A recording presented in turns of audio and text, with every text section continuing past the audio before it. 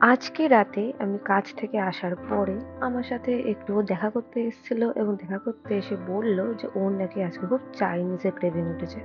তো বলা মাত্রই যেই বলা সেই কাজ। তো আমাদের একদম কাছাকাছি একটা ছোট্ট-খাট্ট মিনি চাইনিজ একটা রেস্টুরেন্ট আছে। তো আমরা সেখানেই চলে গেছিলাম।